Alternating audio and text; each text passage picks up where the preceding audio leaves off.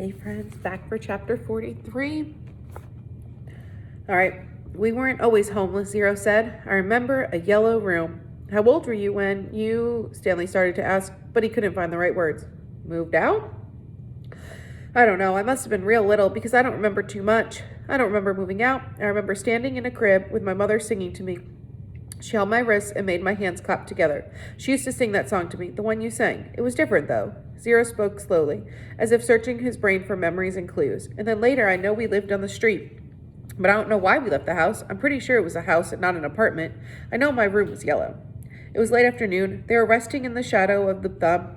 They had spent the morning picking onions and putting them in a sack. It didn't take long, but long enough so that they had to wait another day before heading down the mountain. They wanted to leave at the first hint of daylight, so they'd have plenty of time to make it to Camp Green Lake before dark. Stanley wanted to be sure he could find the right hole. Then they would hide by it until everyone went to sleep. They would dig for as long as it seemed safe, and not a second longer. And then, treasure or no treasure, they'd head up the dirt road. If it was absolutely safe, they'd try to steal some food and water from the camp kitchen. I'm good at sneaking in and out of places, Zero had said. Remember, Stanley had warned, the door to the rec room squeaks. Now he lay on his back, trying to save his strength for the long day ahead. He wondered what happened to Zero's parents, but he didn't ask. Zero didn't like answering questions. It was better to just let him talk when he felt like it. Stanley thought about his own parents. In her first letter, his mom was worried that they might be evicted from their apartment because of the smell of burning sneakers. They could easily become homeless as well. Again, he wondered if they'd been told that he ran away from camp. Were they told that he was dead? An image appeared in his head of his parents hugging each other and crying. He tried not to think about it. Instead, he tried to recapture the feelings he'd had the night before, the inexplicable feelings of happiness, the sense of destiny, but those feelings didn't return. He just felt scared. The next morning, they headed down the mountain. They dunked their caps into the waterhole before putting them on their heads. Zero held the shovel, and Stanley carried the sack, which was crammed with onions and 3 jars of water. They left the pieces of broken jar on the mountain. This is where I found the shovel, Stanley said, pointing out a patch of weeds. Zero turned and looked up the mountain, top of the mountain. That's a long way. You were light, Stanley said. You'd already thrown up everything that was inside your stomach. He shifted the sack from one shoulder to the other. It was heavy. He stepped on a loose rock, slipped, then fell hard. The next thing he knew, he was sliding down the steep slide of the mountain. He dropped the sack, and the onions spilled all around him. He slid into a patch of weeds and grabbed onto a thorny vine. The vine ripped out of the earth, but slowed him enough that he was able to stop himself. Are you all right? Zero asked from above. Stanley groaned as he pulled a thorn out of the palm of his hand. Yeah, he said. He was all right. He was worried more about the jars of water. Zero climbed down after him, retrieving the sack along the way. Stanley pulled some thorns out of his pant legs. The jars hadn't broken. The onions had protected them. Glad you didn't do that when you were carrying me, Zero said. They lost about a third of the onions, but recovered many of them as they continued down the mountain. When they reached the bottom, the sun was just rising above the lake. They walked directly toward it. Soon, they stood on the edge of the cliff, looking down on the dry lake bed. Stanley wasn't sure, but he thought he could see the remains of Mary Lou off in the distance. You thirsty? Stanley asked. No, said Zero. How about you? No, Stanley lied. He didn't want to be the first one to take a drink. Although they didn't mention it, it had become a kind of a challenge between him and Zero. They climbed down into the frying pan. It was a different spot from where they had climbed up. They eased themselves down one ledge to another and let themselves slide in other places, being especially careful with the sack. Stanley could no longer see the Mary Lou, but headed in what he thought was the right direction. As the sun rose, so did the familiar haze of heat and dirt. You thirsty? Zero asked. No, said Stanley. Because you had 3 full jars of water, said Zero. I thought maybe it was getting too heavy for you. If you drink some, it will lighten your load. I'm not thirsty, said Stanley, but if you want a drink, I'll give you some. I'm not thirsty, said Zero. I was just worried about you. Stanley smiled. I'm a camel, he said. They walked for what seemed like a very long time and still never came across the Mary Lou. Stanley was pretty sure they were heading in the right direction. He remembered that when they left the boat, they were headed towards the setting sun. Now they were heading towards the rising sun. He knew the sun didn't rise and set exactly in the east and west, more southeast and southwest, but he wasn't sure how that made a difference. His throat felt as if it was coated with sandpaper. You sure you're not thirsty? He asked. Not me, said Zero. His voice was dry and raspy. When they finally did take a drink, they agreed to do it at the same time. Zero, who was now carrying the sack, set it down and took out 2 jars, giving one to Stanley. They decided to save the canteen for last, since it couldn't accidentally break. You know I'm not thirsty, Stanley said as he unscrewed the lid. I'm just drinking so you will. I'm just drinking so you will, said Zero. They clinked the jars together, each watching the other pour the water into their stubborn mouths.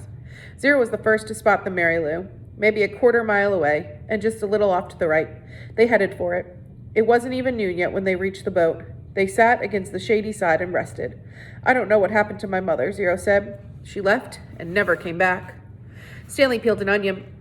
She couldn't always take me with her, Zero said. Sometimes she had to do things by herself. Stanley had the feeling that Zero was explaining things to himself. She told me to wait in a certain place for her. When I was real little, I had to wait in small areas, like on a porch step or a doorway. Now don't leave here till I get back, she'd say. I never liked it when she left. I had a stuffed animal, a little giraffe, and I'd hug it the whole time she was gone. When I got bigger, I was allowed to stay in bigger areas, like stay on this block or don't leave the park. But even then, I still had Jeffrey. Stanley guessed that Jeffy was the name of Zero's giraffe. And then one day she didn't come back, Zero said. His voice sounded suddenly hollow. I waited for her at Laney Park. Laney Park, said Stanley. I've been there. You know the playscape, said Zero. Yeah, I played on it. I've waited there more than a month, said Zero. You know the tunnel that you crawl through between the slide and the swinging bridge? That's where I slept. They ate 4 onions apiece and drank about half a jar of water. Stanley stood up and looked around. Everything looked the same in all directions. When I left camp, I was heading straight toward Big Thumb, he said. I saw the boat off to the right. So that means we have to turn a little to the left. Zero was lost in thought. What? Okay, he said. They headed out. It was Stanley's turn to carry the sack. Some kids had a birthday party, Zero said. I guess it was about 2 weeks after my mother left. There was a picnic table next to the playscape and balloons were tied to it. The kids looked to be the same age as me. One girl said hi to me and asked if I wanted to play. I wanted to, but I didn't. I knew I didn't belong at that party, even though it wasn't their playscape. There was this one mother who kept staring at me like I was some kind of monster. Then later a boy asked me if I wanted a piece of cake. But then that same mother told me, go away. And she told all the kids to stay away from me, so I never got a piece of cake. I ran away so fast I forgot Jeffy. Did you ever find it? For a moment, Zero didn't answer. Then he said, he wasn't real. Stanley thought again about his own parents, how awful it would be for them to never know if he was dead or alive. He realized that was how Zero must have felt, not knowing what happened to his own mother. He wondered why Zero never mentioned his father. Hold on, Zero said, stopping abruptly. We're going the wrong way. No, this is right, said Stanley. You were heading toward the Big Thumb when you saw the boat off to your right, said Zero. That means we should have turned right when we left the boat. You sure? Zero drew a diagram in the dirt. There's the diagram that he drew. Stanley still wasn't sure. We need to go this way, Zero said, first drawing a line on the map and then heading that way himself. Stanley followed. It didn't feel right to him, but Zero seemed sure. Sometime in the middle of the afternoon, a cloud drifted across the sky and blocked out the sun. It was a welcome relief. Once again, Stanley felt that destiny was on his side. Zero stopped and held out his arm to stop Stanley too. Listen, Zero whispered. Stanley didn't hear anything. They continued walking very quietly, and Stanley began to make out the faint sounds of Camp Greenlake. They were still too far away to see the camp, but he could hear a blend of indistinct voices. As they got closer, he occasionally could hear Mr. Sir's distinctive bark. They walked slowly and quietly, aware that sounds travels in both directions. They approached a cluster of holes. Let's wait here until they go in, said Zero. Stanley nodded. He checked to make sure there was nothing living in it, though, then climbed down the hole. Zero climbed into the one next to him. Despite having gone the wrong way for a while, it hadn't taken them nearly as long as Stanley had expected. Now they just had to wait. The sun cut through a cloud, and Stanley felt its rays beating down on him. But soon more clouds filled the sky, shading Stanley and his hole. He waited until he was certain the last of the campers had finished for the day. Then he waited a little longer. As quietly as possible, he and Zero climbed out of their holes and crept towards camp. Stanley held the sack in front of him, cradled in his arms, instead of over his shoulder, to keep the jars from clanking against each other. A wave of terror rushed over him when he saw the compound. The tents, the rec room, the warden's cabin under the 2 oak trees, the fear made him dizzy. He took a deep breath, summoned his courage, and continued. That's the one, he whispered, pointing out the hole where he had found the gold tube. It was still about 50 yards away, but Stanley was pretty sure it was the right hole. There was no need to risk going any closer. They climbed down into adjacent holes and waited for the camp to fall asleep. I can't wait to find out what happens tomorrow.